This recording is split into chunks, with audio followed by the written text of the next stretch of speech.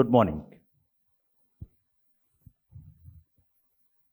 અવાજ નો આવ્યો. Good morning.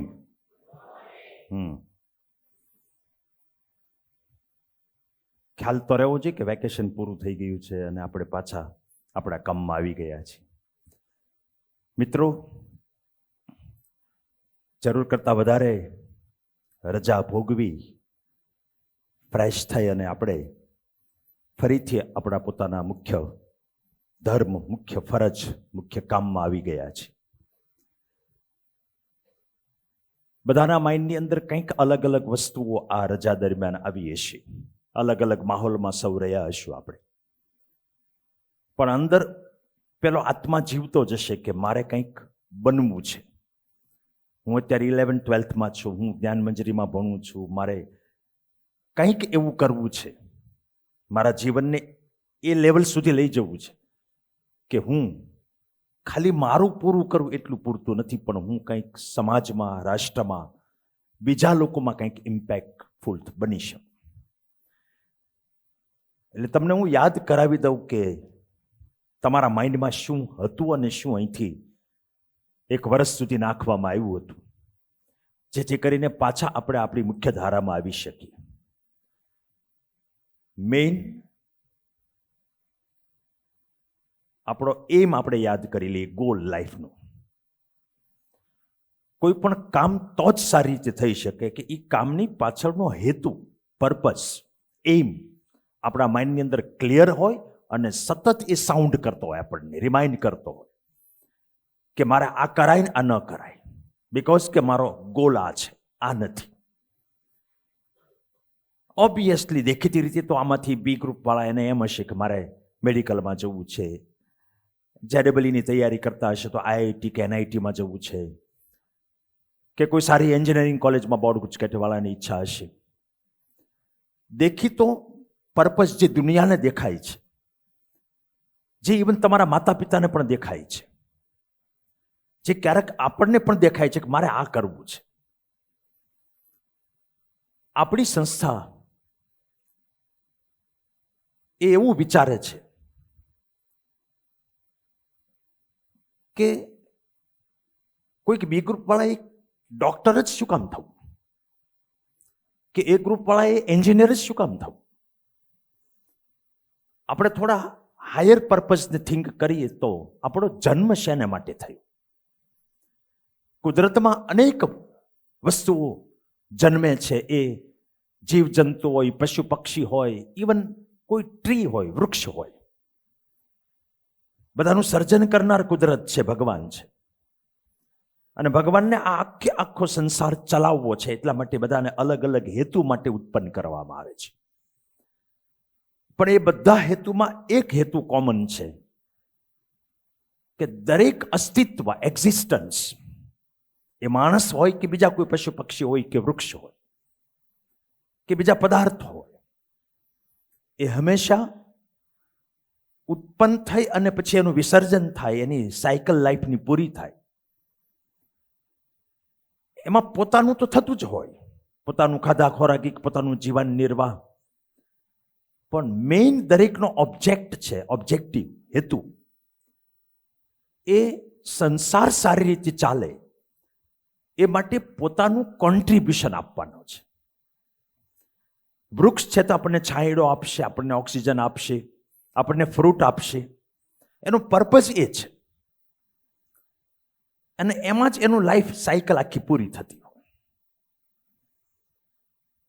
એમ આપણે માણસ છીએ તો એનો વિશાળ પર્પઝ આપણને માણસ તરીકે મોકલવામાં શું કામ આવ્યા છે, મોકલનાર એ જ છે. ભલે એની વ્યવસ્થાના ભાગરૂપે આપણે કોઈ એક એક્સ કે વાય માતાના કુખમાંથી જન્મ લીધો હોય, ભલે આપણને ડાર્વિને ભણાવવામાં આવ્યું કે આ ઉત્ક્રાંતિનો વાદ હતો ને આપણે પહેલા હોમોસેપિયન્સ હતા ને પછી હોમો ઇરેક્ટસ થયા અને એ રીતે વાંદરામાંથી માણસ બન્યા. પણ એ બધું ડિસ્પ્યુટેબલ છે. જો એ હજારો લાખો વર્ષમાં ઉત્ક્રાંતિને અંતે આપણે માણસ વાંદરામાંથી આવ્યા હોય તો ક્યારેક તો ઇતિહાસમાં એવું લખાયેલું હોવું જોઈએ ને કે વાંદરાનું આખું એક ટોળું છે એ વડાપ્રધાન પાસે આવ્યું અને એને દરખાસ્ત કરી કે હવે અમારે વાંદરા નથી રહેવું, હવે અમને માણસમાં આધાર કાર્ડ આપી દો અમને. એ ડિસ્પ્યુટેબલ છે. શાસ્ત્ર તો એમ જ કહે છે, સાયન્સ અને શાસ્ત્ર વચ્ચે ફાઇટ ચાલે જ છે. શાસ્ત્રમાંથી જેટલું સાબિત થયું એને લોકો સાયન્સ કહે છે, અને સાયન્સમાંથી જેટલું સાબિત કરવાનું બાકી છે એને લોકો સ્પિરિચ્યુઆલિટી કહે છે, એને અધ્યાત્મ કહે છે, એને શાસ્ત્ર કહે છે. શાસ્ત્ર તો એમ કહે છે કે એક પરમપિતા ઈશ્વર છે અને એનો અંશ બધા છે. મમૈ વાંશો જીવ લોકે જીવ ભૂતે સનાતન. સ્પષ્ટ ભગવાને કીધું બધા મારો જ અંશ છે. અને એ 84 લાખ સ્પીસીસમાંથી જ્યારે મનુષ્યનો દેહ આપણને મળે છે ત્યારે આપણને એક મોકો મળે છે સાયકલ પૂરી કરવાનો, ફરીથી એ પરમપિતાની સાથે ભળી જવાનો, જેને બધા અલગ અલગ ધર્મો અલગ અલગ નામ આપે, આપણે સાદી રીતે એને મોક્ષ કહેતા હોઈએ. એ જીવનું શિવ સાથે મળવું. હવે એ આપણને મનુષ્ય તરીકે મોકલ્યા, એનો એમ એ છે, જેમ દરેક અસ્તિત્વનો એમ છે, બીજા માટે કંઈક કરી છૂટવું. બીજા માટે કરી છૂટવું, સમાજ માટે, લોકો માટે એ પ્રાઇમ કન્સર્ન હોવી જોઈએ. મારા માટે મારે ડૉક્ટર થવું, કે મારા માટે મારે આઈઆઈટીમાં જવું, મારે ગાડી બંગલાના આટલું એક્સ કે વાય એમાઉન્ટ કમાવી, એ પ્રાઇમ લક્ષ્ય નહીં હોવું જોઈએ. બરાબર સમજો. જો તમારે મિડલ ક્લાસ કે લોઅર મિડલ ક્લાસમાંથી અપર મિડલ ક્લાસ કે રીચમાં જવું હોય તો તમારી સોચ તમારે બદલવી પડે કે સ્વને બદલે સમુદાય તરફ તમારું ધ્યાન જવું પડે. અને એ જેટલા લોકો સાવ ગરીબાઈમાંથી કે મધ્યમ વર્ગમાંથી ઉપર ઉઠ્યા છે, એ સ્પોર્ટ્સના ક્ષેત્રમાં હોય કે કલાના ક્ષેત્રમાં હોય કે એક્ટિંગમાં હોય કે મ્યુઝિકમાં હોય કે પોલિટિક્સમાં હોય કે ધર્મમાં હોય કે ઇવન ઓફિસરની કોઈ કેડર હોય, જ્યાં જે લોકો મુઠ્ઠી ઊંચા થયા છે, એ બધાનું લક્ષ્ય, એમને એનર્જી મળે છે ક્યાંથી? હાર્ડવર્ક વગર તો કશું થતું નથી, સેક્રિફાઈસ વગર તો કશું મળતું નથી.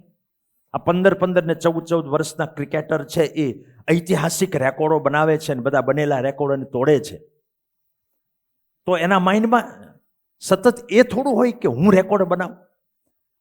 જ્યારે વૈભવ સૂર્યવંશી 97 આઉટ થયો એટલે આપણને બધાને ત્રાસ કરવી પડે કે બિચારો સેન્ચુરી ચૂકી ગયો, છેલ્લા શોટની અંદર કેચ થઈ ગયો.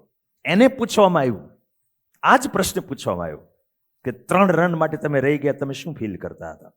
કે એણે કીધું કે મારો કોઈ રેકોર્ડ આની મને મતલબ નથી, મારી ટીમ જીતે એની હારી મને મતલબ છે. અને મારા માટે મેં 97 રન બનાવ્યા એ કોઈ માયને નથી રાખતું. મારો એમ હતો કે મારી ટીમ છે આગળ જીતે. બધાનું નોબલ કોઝ હોય એ જ આ કરી શકે દરેક ક્ષેત્રમાં.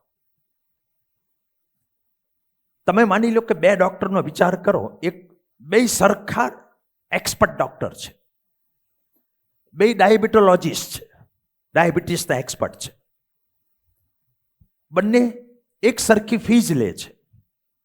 એક ડોક્ટર એમ વિચારે છે કે આ ફી આવે એનાથી હું મોટો બંગલો બાંધીશ, મારે ઘરે નોકર ચાકર રાખીશ, હું બ્રાન્ડેડ વસ્તુઓ ખરીદીશ, હું દેશ દુનિયાનો પ્રવાસ કરીશ.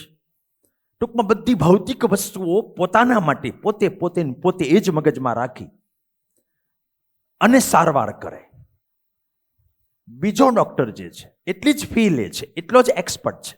એના માઇન્ડની અંદર એ ધ્યેય છે કે મારા વિસ્તારની અંદર હું ડાયાબિટીસને નેસ્ત નાબૂદ કરીશ.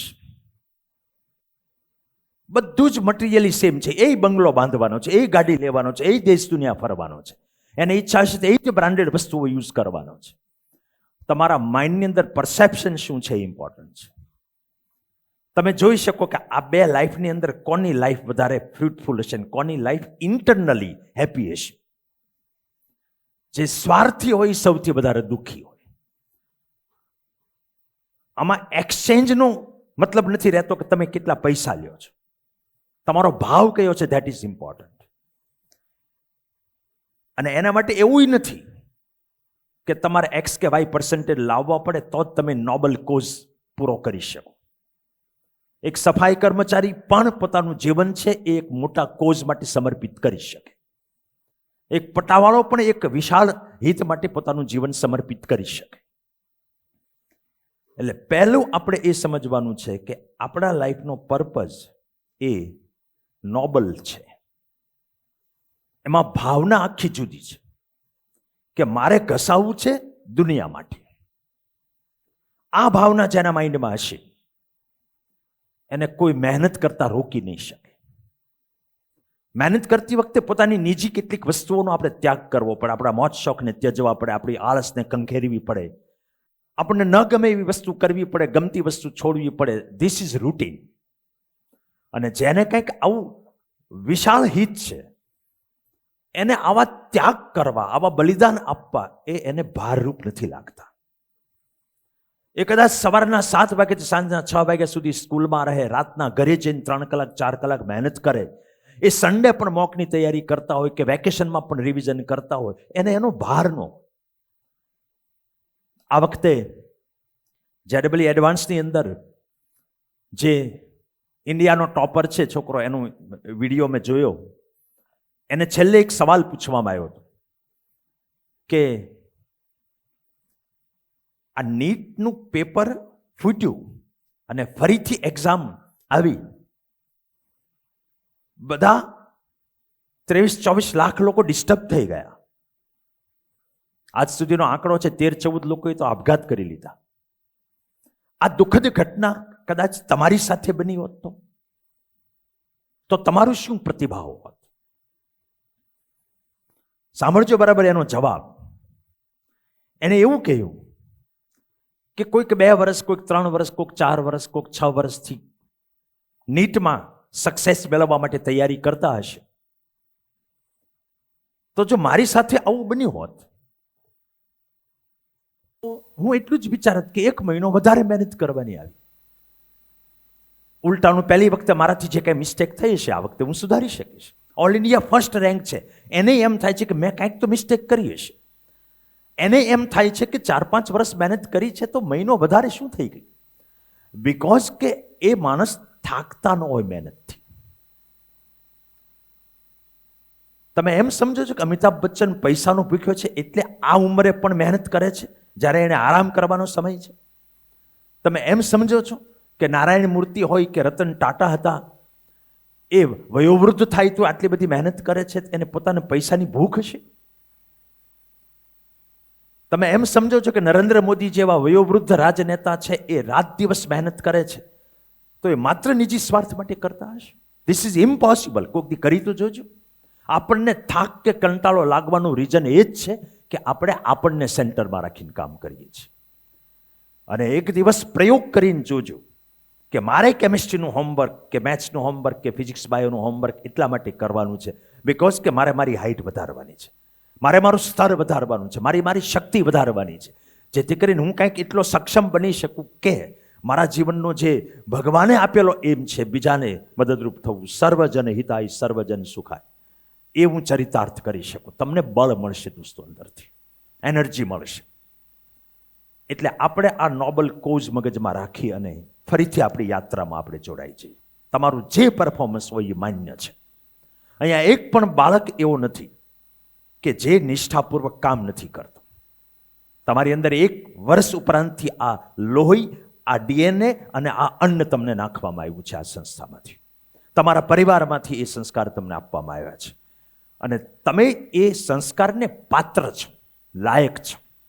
એટલે તમે એને સ્વીકાર્યું છે ને તમારામાં એ ડિસિપ્લિન, એ કામ પ્રત્યેની, ડ્યુટી પ્રત્યેની એક ડેડિકેશન તમારામાં આવ્યા છે. હું જસ્ટ તમને યાદ કરાવી રહ્યો છું કારણ કે વચ્ચે બ્રેક આવી ગયો છે. હવે આ નોબલ કોઝ માટે ક્યારેય એવું ન વિચારો કે બસ હવે તો 1 વર્ષ બાકી છે પછી જલસા. એ છોકરાએ એડવાન્સમાં જે ફર્સ્ટ હતો એને એવું પૂછવામાં આવ્યું તમે તમારી પછીની જનરેશનને ટીપ આપો, તમે શું કહેવા માંગો છો? ત્યારે એણે બહુ સરસ કીધું કે તમારા સ્ટડીને એન્જોય કરો. હવે આપણે બધા એ જોવાની જરૂરિયાત છે, am I enjoying my duty? Am I enjoying my homework? Am I enjoying my lecture attending? Am I enjoying my mocks and my WRTs? હું એન્જોય કરું છું કે હું એને બર્ડન તરીકે લઉં છું? તમે જો બહુ કાંઈ મોટું રોકેટ સાયન્સને તમે વિચારશો તો જો તમારું નોબલ કોઝ હશે તો તમે એને એન્જોય કરશો, કારણ કે તમારી એ ભક્તિ છે, તમે સમર્પણ કરો છો ભગવાનની સામે. તમારું જીવન તમે બીજાના કોઝ માટે આપી રહ્યા છો, એનો આનંદ જ હોય. તમને ખબર છે અત્યારે લોકો જ્યારે જ્યારે નાખુશ હોય, ડિસ્ટર્બ હોય, ડિપ્રેશનમાં હોય, એન્ઝાઇટીમાં હોય, ચિંતાગ્રસ્ત હોય, દુઃખી હોય, ત્યારે માત્ર એને એન્ટી ડિપ્રેશન દવા આપવાની સલાહ નથી મળતી. એને એક સલાહ આપવામાં આવે છે ઇન્ટરનેશનલી કે તમારે જો જોય મેળવવું હોય તો તમારી ગમતી વસ્તુ બીજાને આપો. એને જોય ઓફ ગિવિંગ કહેવામાં આવે છે. તમે જ્યારે નિસ્વાર્થ ભાવે કોઈકને મદદ કરશો, એ ભલે સાવ નાની વસ્તુ હોય, જસ્ટ કોઈક વયોવૃદ્ધ રોડ ક્રોસ કરતા હોય, તમે બાવડું પકડીને એને મદદ કરી દો. કોઈક અંધ વ્યક્તિ છે એ લાકડી લઈને જતો હોય, એ જ્યાં જતો હોય ત્યાં તમે એને સહેજ માર્ગ આપી દો. કોઈકની કોઈક વસ્તુ પડી ગઈ ને તમે દોડીને તરત પકડીને એને આપી દો છો. એક એવી નાની વસ્તુની મદદ કરીને અંદરની કેમિસ્ટ્રી ચકાસી જોજો કે અંદર એક ખુશીના હોર્મોન, એક જોયના હોર્મોન સિક્રેટ થાય છે. ભગવાને આ રચના બનાવેલી છે. એટલે બીજાને મદદ કરવું એ જોયફુલ જ હોય. આપણને જ્યારે આમાં આનંદ ન આવતો હોય ભણવાનો, ત્યારે આપણે નિષ્પક્ષ રીતે આપણી જાતનો, આપણા મનનો એક્સરે લેવાની જરૂરિયાત છે કે આપણે કંઈક સ્વાર્થી બનીએ છીએ. આ સિમ્પલ ગણિત છે દુનિયાનો. આમાં તમારે જેટલું થિંકિંગ કરવું એટલું કરજો. This is the truth, this is not my own belief. બીજા માટે કરો છો એ ભાવ સાથે આપણે કામ કરીએ, પછી સેકન્ડ આપણા માઇન્ડની અંદર આવવું જોઈએ એ God consciousness. Eventually what will happen to me, what world has to offer to me is solidly dependent upon almighty Lord. તમારે આ નોબલ કોઝ પૂરું કરવું હોય તો તમારે ખૂબ એનર્જી જોશે, ખૂબ ડેડિકેશન જોશે. એના માટે તમારે હાર્ડ વર્ક કરવું પડશે. ઘણા બધા પ્રોબ્લેમ આવશે, એની સામે તમારે યુદ્ધ છેડવું પડશે. આ બધી જ તાકાત છે. એ તમારો એમ નોબલ છે, એટલે એ બધી તાકાત છે એ ભગવાન તમને આપશે. યો યથા મામ પ્રપદ્યંતે તાન તથામ ભજામ્યહમ. ભગવાને કીધું જે ભાવથી મને ભજશે એ પ્રમાણે હું એને મદદ કરીશ, એ પ્રમાણે હું એને મળીશ, એ મને પામશે એ પ્રમાણે. તમારે જો એટલું વિચારવું હોય કે લાઈફને ચરિતાર્થ કરવું, સમજજો, અને લાઈફને ચરિતાર્થ કરે એ સુખી જ હોય, એટલે તમે એમ કહી શકો કે સુખી થવું હોય તો આ મંત્ર જીવનમાં રાખજો કે આજીવન મરતે દમ તક બીજાના માટે કંઈક હું ભલું કરી શકું એ માટે મારી જાત હું હોમીશ. મારા કમ્ફર્ટ છે એને હું સેક્રિફાઈસ કરીશ. થોડો ટાઈમ કદાચ તમને એમ લાગશે કે હું બલિદાન આપું છું, પછી તમને એ દરેક બલિદાનમાં જ મજા આવશે. હવે અમિતાભ બચ્ચન ઘરે બેસીને આરામ કરે તો એને ચીતરી ચડે, એને મજા ન આવે, કારણ કે હવે એના એક એક સેલની અંદર એ મેસેજ પહોંચી ગયો છે કે મારે કોઈક ઇમ્પેક્ટ છોડવી છે, એ માટે હું કામ કરું છું. ભલે એ કદાચ ફિલ્મ ઇન્ડસ્ટ્રીમાં એક એવી ઇમ્પેક્ટ છોડે કે આવનારી સેંકડો સાલ સુધીની ફિલ્મ ઇન્ડસ્ટ્રીની જનરેશન છે એના માટે એ પ્રેરણાદાયી બને. ભારતની ફિલ્મ ઇન્ડસ્ટ્રી છે એને વિશ્વની અંદર એ ઝગમગતું રાખે, એ કોન્ટ્રીબ્યુશન એનું હોય. સચિન તેંડુલકરે ક્રિકેટની અંદર કોન્ટ્રીબ્યુશન કર્યું તો ભારતના ક્રિકેટ જગત છે એને એક ચમકતા સિતારા ઉપર મૂકી દીધો. એ સ્વરૂપે એ કોન્ટ્રીબ્યુશન આપે. તમે એન્જિનિયર થઈને કોઈ એક સોફ્ટવેર બનાવો, કોઈ ઇન્ડસ્ટ્રી બનાવો, એની અંદર એક નાનું સંશોધન તમે કરો તો તમે એક બહુ મોટું કોન્ટ્રીબ્યુશન આપ્યું કહેવાય. પોતાની પાસે જે ક્ષમતા છે એ કોન્ટ્રીબ્યુશન આપવાની વાત છે. એક સફાઈ કર્મચારી છે એ એવી રીતે ચોકસાઈપૂર્વક સફાઈ કરે કે બીજા 10 સફાઈ કર્મચારી એને પ્રેરણા મળે તો એ એનું કોન્ટ્રીબ્યુશન છે. કોન્ટ્રીબ્યુશન એ ઇમ્પોર્ટન્ટ છે, ડઝન્ટ મેટર કે એની ક્વોન્ટિટી કેટલી છે. તમે કવડું મોટું કોન્ટ્રીબ્યુશન આપો છો એની સાથે મતલબ નથી. તમે બીજા માટે કસાવ છો એ ઇમ્પોર્ટન્ટ છે. આ યાત્રામાં ઘણી વખત આપણને નિરાશા સાંપડે, નિષ્ફળતા મળે, ક્યારેક આપણા અંદર પર્સનલ સંકટો આવે, કોઈ બીમારી આવે, ઘરમાં કોઈ અજુગતી ઘટના બની જાય, અનેક વસ્તુ બની શકે. આ ખાલી 1 વર્ષનો મામલો નથી, આ હજી તો તમારે 80 વર્ષ જીવવાનું છે. ત્યાં સુધીમાં અનેક સંકટો આવવાના હોય, પણ કેન્દ્રમાં ભગવાન રહેવા જોઈએ. સફળતા મળે તો પણ એમ જ થવું જોઈએ કે મારી તો લાયકાત નથી, તારી કૃપાથી મને આ મળ્યું છે. મને હજી એ શક્તિ આપજે કે હું બીજાને મદદરૂપ થઈ શકું. નિષ્ફળતા મળે તો પણ ભગવાનનો આભાર જ માનવાનો કે મારા કોઈક કર્મોનું જ મને ફળ મળતું હશે, અને ભગવાન તું જે કરે એ સારા માટે જ કરતો હશે. જીવનમાં ક્યારેય એક સરખી સ્થિતિ નથી રહેવાની, એક સરખી સફળતા નથી રહેવાની, એક સરખા સુખ નથી રહેવાના. સુખ અને દુઃખ એ આવતા અને જતા છે. માત્ર સ્પર્શાસ્તુ કૌંતેય શીતોષ્ણ સુખ દુઃખદા. આપણા જે સુખ અને દુઃખ છે એ શિયાળા ઉનાળાની જેમ આવતા જતા છે. આગમ અપાયીન અનિત્ય, એ આવતા જતા અને અનિત્ય છે, ઇમ્પરમેનન્ટ છે. દુઃખ એ ક્યારેય દુઃખ તરીકે જીવતું નથી રહેવાનું, સુખ એ ક્યારેક સુખ તરીકે જીવતું નથી રહેવાનું. એમાં સમ રહેવું અને ભગવાનને આપણી આજુબાજુ, આપણી અંદર, આખી દુનિયામાં ફીલ કરવા, એ ફિલોસોફી જે માઇન્ડની અંદર ઉતારે, એને આ નોબલ કોઝ માટે સેક્રિફાઈસ કરવાનું પૂરેપૂરું બળ મળે. એ ક્યારેય થાકે પણ નહીં. એની અંદરથી જેટલી જેટલી નેગેટિવિટી કાઢવાની છે એની એને શક્તિ મળે, અને સાથે સાથે પોતાને જે સિદ્ધિ હાંસલ કરવાની છે કોન્ટ્રીબ્યુશન માટે, ત્યાં પહોંચવા માટેનું બળ પણ ઈશ્વર આપતો હોય છે. એ લાયક વ્યક્તિને લાયક એબિલિટી આપે. તો દોસ્તો, આ 2 વસ્તુને આધારે હાર્ડવર્ક, સ્માર્ટ વર્ક અને પ્યોર વર્ક, આપણી જે આ 3 મુદ્દાની યાત્રા છે એમાં આપણે આજથી જ જોતરાઈ જઈશું. હવે સિલેબસ પૂરો કરવાને આડે 3.5-4 મહિના બાકી છે. જૂન, જુલાઈ, ઓગસ્ટ, સપ્ટેમ્બર એન્ડ સુધીમાં કે કોઈકને મિડ ઓક્ટોબરમાં આપણે સિલેબસ પૂરો કરીશું. ભણવાનો તમારો આ લાસ્ટ ફેઝ છે.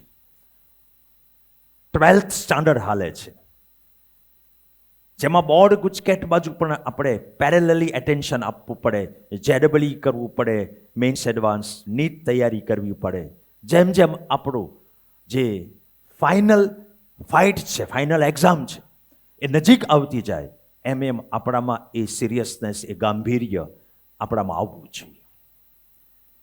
એટલે મને આશા છે કે તમે તમારા મનની અંદર જે કાંઈ વસ્તુ, એ બધું ખરાબ છે એમ નથી કહેતો. વેકેશન દરમિયાન આપણે જે કાંઈ આનંદ પ્રમોદ કર્યા છે, કે જે રીતે આપણે રહ્યા છીએ, એ બધું ભૂલી અને ફરીથી એક જ્ઞાનમંજરીના છાત્રને છાજે એ રીતે હાર્ડવર્કમાં લાગી છીએ. એટલીસ્ટ એવું કરો કે આ જૂન, જુલાઈ અને મિડ ઓગસ્ટ એટલે જન્માષ્ટમી, આ 2.5 મહિના જેવો સમય એને એક સ્પેલ બનાવો. ત્યાં પાછો તમને બ્રેક મળવાનો છે. એ દરમિયાનમાં તમારી લાઈફ પાસેના કેટલાક તમે પ્રોમિસ લ્યો. આજે જ દિવસ દરમિયાન કે રાત્રે જઈને તમને ટાઈમ મળે ત્યારે એક પેજ ઉપર તમારા વાઉઝ લખો કે આ 2.5 મહિના હું આટલી આટલી વસ્તુ છે એ છોડીશ અને આટલી આટલી વસ્તુ હું અપનાવીશ. અને એમાં યાદ રાખવાનું છે તમારું નોબલ કોઝ. કોઈ ફરક નહીં પડે, તમે નાપાસ પણ ઇવન થશો. નોબલ કોઝ છે એના માટે તમારે સેક્રિફાઈસ કરવાનું તો શરૂ કરવું જ પડે, ખોટું કરવાનું બંધ કરવું જ પડે, અને સાચી વસ્તુ ગમે કે ન ગમે તમારે એને ઇન્કલ્કેટ, આત્મસાત કરવી પડે. એનું ફળ એ ઈશ્વર આપનાર છે. કેટલું, કેવા સ્વરૂપે, કયા સમયે, એ એની જવાબદારી છે. બિલકુલ નિશ્ચિંત થઈ મહેનતને એન્જોય કરો. તમે કોઈક વસ્તુ બહારથી લઈને ભોગવો અને જે આનંદ આવે, એક પીઝા ખાઈને આનંદ આવે, કે પાણીપુરી ખાઈને આનંદ આવે, કે એક મૂવી જોઈને આનંદ આવે, કે એક વિડીયો ગેમ રમીને આનંદ આવે, એની કરતાં તો વધારે શ્રેષ્ઠ અને ટકાઉ આનંદ એ છે કે જેમાં તમે તમારા લાઈફ પાસેથી, તમારા બોડી અને માઇન્ડ પાસેથી તમે ધારો એ કરાવી શકો. તમે જે દિવસે નક્કી કરો કે આજ ઘરે જઈને મારે મોબાઈલ નથી અડવો, એને બદલે મારે કસરત કરીને ભણવા બેસી જવું, ને એ જે દિવસે તમે કરી શકો ને તે દિવસે લાઈફ પર્યંત જેની અસર રહે એવી તમે સિદ્ધિ હાંસલ કરી કહેવાય. એની ખુશી જે દિવસે તમને મળતી થશે. આપણી પોતાની ઉપર નિયંત્રણ જેટલું આપણે સારી બાબતોનું નિયંત્રણ, સારી બાબતો પ્રાપ્ત કરવા માટેના નિયંત્રણ, કે જેમાં નડે એવી વસ્તુઓ હોય એને આપણે છોડીએ, એવું જેટલું રોજે રોજ થતું જશે, એટલું તમારું લાઈફની અંદર થોટ પ્રોસેસ એવી શેપ થશે કે તમને એમાં જ મજા આવતી જશે કે આજ હું મારી ઉપર આ ડિસિપ્લિન રાખી શક્યો, હું આ છોડી શક્યો, આ અપનાવી શક્યો. આ 2.5 મહિના માટે તમે ટેસ્ટિંગ કરીને લિસ્ટ કરો કે આટલું મારે કરવાનું છે ડૂઝ, અને આટલું ડોન્ટ ડૂઝ, આટલું મારે છોડવાનું છે, અને એમાં લાગી જાઓ. સ્માર્ટ વર્ક તમે જાણો જ છો કે ક્લાસ, હોમવર્ક અને ટેસ્ટ. ક્લાસમાં રિવિઝન કરીને આવવું, પૂરતા કોન્સન્ટ્રેશનથી બેસવું. જે SSP છે, સેલ્ફ સ્ટડી પ્રેક્ટિસ, જેને આપણે હવે નામ ફેરવીને SLP કરીને સેલ્ફ લર્નિંગ પ્રેક્ટિસ, એ પ્રોપરલી થવું જોઈએ. એમાં ખાલી 2 વસ્તુ જ છે કે તમે પહેલાં આખી થિયરી સમજો, અને સમજ્યા ત્યારે કહેવાઓ કે તમે બીજાને સમજાવી શકો તમારી લેંગ્વેજમાં, એટલા તમે સક્ષમ થાઓ. હવે એટલું તમારે જવાબદારી લઈ લેવાની, અને પછી જેટલા પ્રોબ્લેમ સોલ્વ કરવાના તમને આપ્યા છે MCQ કે ન્યુમેરિકલના સ્વરૂપમાં, એમાં તમારું ખુદનું માઇન્ડ વાપરો. મથો, 1 2 3 ટ્રાય મથો, પછી તમને ન સમજાય તો ડાઉટમાં તમે પૂછો કે હિન્ટ જુઓ. અને ત્રીજો એરિયા આવે આપણી ટેસ્ટનો. એડવાન્સમાં તૈયારી કરો. ટેસ્ટ દરમિયાન તમારે જે સ્કિલ ને જે એક્સપિરિયન્સ મેળવવાનો છે એને ધ્યાનમાં રાખીને ટેસ્ટ આપો, માર્કને ધ્યાનમાં રાખીને નહીં. Mark must be by product. એક આંબા ઉપર કેટલી કેરી તમારે જોતી છે એ કેરી ગણ્યા ન કરવાની હોય. પ્રોસેસમાં જવું જોઈએ કે એને પાણી ટાઈમે આપીએ છીએ કે નહીં, એને પેસ્ટિસાઇડ આપીએ છીએ કે નહીં, એનું નિંદામણ દૂર કરીએ છીએ કે નહીં, એને માટીને ખાદ્ય પદાર્થો પ્રોપરલી આપીએ છીએ કે નહીં, એની ઉપર ફોકસ કરો, ફળ આપોઆપ આવશે. એ કુદરતનો ક્રમ છે. તમે તમારા જીવન ઉપર, તમારી ડ્યુટી ઉપર, તમારી બધી પ્રોસેસ ઉપર, લર્નિંગ પ્રોસેસ ઉપર ફોકસ કરો, તમારી લાઈફસ્ટાઈલ ઉપર ફોકસ કરો. જે પરિણામ આવશે એ ફળદાયી જશે, એવો આપોઆપ આવશે. એ સ્માર્ટ વર્ક. અને પછી પ્યોર વર્ક, મતલબ એવરીથિંગ ગોડને સમર્પિત. તમને સિદ્ધિ મળે તો એનો અભિમાન નહીં આવવું જોઈએ, નિષ્ફળતા મળે તો એનો ગમ નહીં રહેવો જોઈએ. એ જે માણસ સતત હૃદયમાં, મનમાં ભગવાનને સાક્ષી રાખીને પોતાની ડ્યુટી બજાવે, એ બજાવે છે કે નહીં એ ચેક કરવું હોય તો એ તમારે ચેક કરવું પડે કે એને ક્યારેય ચિંતા થાય છે ખરી, એને ક્યારેય ફિયર, ભય આવે છે ખરો. ચિંતા અને ભય જેનામાં આવે એટલું સમજવું કે એ ભગવાનને કેન્દ્ર સ્થાને નથી રાખતો, એ નિસ્વાર્થ ભાવે કામ નથી કરતો.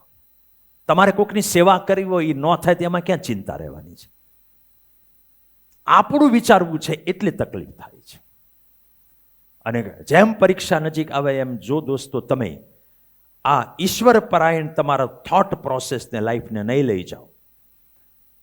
મારી ઈચ્છા છે કે આ વિડીયો તમારા વાલીઓ સુધી પણ જાય, જેથી કરીને માતા પિતા પણ થોટ પ્રોસેસ બદલે. અને જ્યારે આખી માનવજાત આ દિશામાં જશે ત્યારે સાચું રામરાજ્ય સ્થાપિત થશે. જે હજારો લાખો વર્ષથી એક ખોજ છે માનવજાતને સુખની અને શાંતિની, એ ન મળવાનું કારણ માત્ર ને માત્ર સ્વાર્થી પ્રવૃત્તિ કરીએ છીએ. આપણે ઈશ્વરથી વિખૂટા પડીને પ્રવૃત્તિ કરીએ છીએ, લાઈફ જીવીએ છીએ. તો પ્યોર વર્ક મતલબ ચિંતા રહિત, આનંદથી બધું જ ભગવાનના ચરણોમાં ધરી, અને કોઈ પણ મુશ્કેલીમાં આજુબાજુ આપણે ભગવાનને ફીલ કરીએ, મહેસૂસ કરીએ, એટલા સમર્પણ ભાવથી આપણે કામ કરીએ તો ચોક્કસપણે આપણે સાચા અર્થમાં એક માણસ બનશું, સાચા અર્થમાં એક GMના વિદ્યાર્થી તરીકે આપણે આપણું જીવન વ્યતીત કરીએ એવું સાબિત થશે. તો આવો ફરીથી આપણા નોબલ કોઝવાળો આઈડિયા ગોડ કોન્શિયસનેસ અને આપણી પ્રોસેસ હાર્ડવર્ક, સ્માર્ટ વર્ક અને પ્યોર વર્કને જીવનમાં નાખી અને આપણી આગળની યાત્રા આપણે શરૂ કરી.